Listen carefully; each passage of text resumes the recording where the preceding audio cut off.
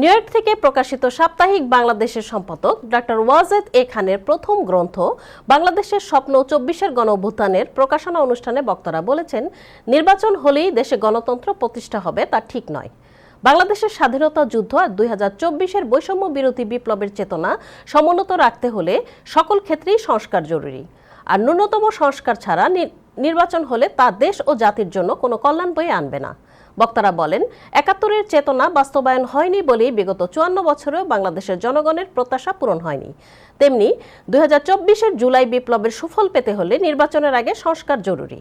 আর যারা নির্বাচনের আগে সংস্কার চান না, তারা দেশ ও জাতি ও দলকে ভালোবাসেন না, তারা নিজেদের স্বার্থে দল করেন।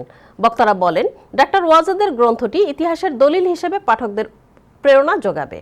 রোববার দুপুরে কুইন্সের আগ্রা প্যালেসের পার্টি হলে এক অনুষ্ঠানের আয়োজন করা হয়। সাপ্তাহিক বাংলাদেশের উপদেষ্টা সম্পাদক আনোয়ার হোসেন মঞ্জুর সভাপতিত্বে অনুষ্ঠানের শুরুতে পবিত্র কোরআন থেকে তেলাওয়াত করেন আবিদ রহমান।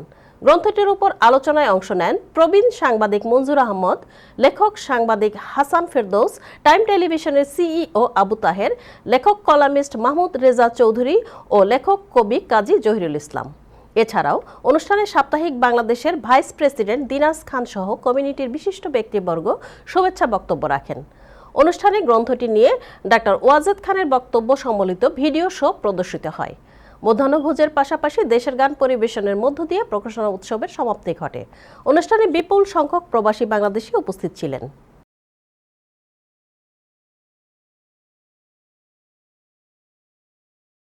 সেই বাংলাদেশ রাষ্ট্রটিকে একটি রাষ্ট্র হিসেবে গড়ে তুলতে হবে। সেই কথাগুলো এই গ্রন্থের একেবারে প্রথম থেকে শেষ পর্যন্ত আপনারা যদি পড়েন তাহলে দেখবেন যে মানুষের যে ক্ষোভ, মানুষের যে বিস্ফোরণ, এই সব বিস্ফোরণের এই একটা কেন্দ্রবিন্দু ছিল ২৪, এবং এটাই হয়েছে। এবং আমার মনে হয় এখান থেকে শিক্ষা নেওয়ার ব্যাপারে যে বিষয়গুলো, এই বিষয়গুলো ডক্টর ওয়াজেদ তার বইয়ের মধ্যে তুলে ধরেছেন।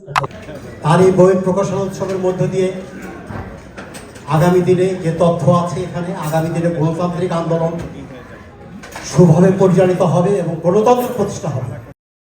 ডক্টর ওয়াজেদ সাহেবের এই বইয়ের আজকের প্রকাশনা উৎসব।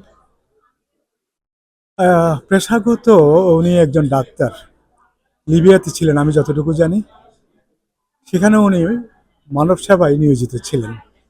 এখানে আসলেন, এসে এখানে সাংবাদিকতা করছেন, সম্পাদক হয়েছেন।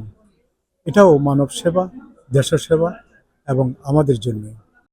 আজকে আপনারা জানেন আমরা এসেছি ডক্টর ওয়াজেদ খানের প্রকাশিত তার লেখা বই প্রকাশনা উৎসবে ২৪-এর বাংলাদেশের স্বপ্ন, ২৪-এর গণঅভ্যুত্থান। উনি আসলে বেশ কিছু আইডিয়া তুলে ধরেছেন কিভাবে একটা আপনার স্বপ্নের বাংলাদেশ গড়া যায় ভবিষ্যতে, যেটা ২৪-এর গণঅভ্যুত্থানের যে উদ্দেশ্যটা ছিল, সেই উদ্দেশ্য বাস্তবায়নের জন্য যে আপনার কিছু প্রস্তাবনা, সেই প্রস্তাবনাগুলো ওনার লেখায় তুলে এসছে। তবে একটা যে বিষয়টা আমি বলতে চাচ্ছি সেটা হলো যে এই যে সংস্কারের ব্যাপারটা, সংস্কার করতে চাচ্ছি, সংস্কারের অনেক প্রস্তাবনা আছে, কিন্তু যে জায়গাটাতে সবচাইতে দুঃস্বপ্নে পরিণত হচ্ছে সেটা হলো রাজনৈতিক দলগুলো সংস্কারকে পুরোপুরি বিশ্বাসী না।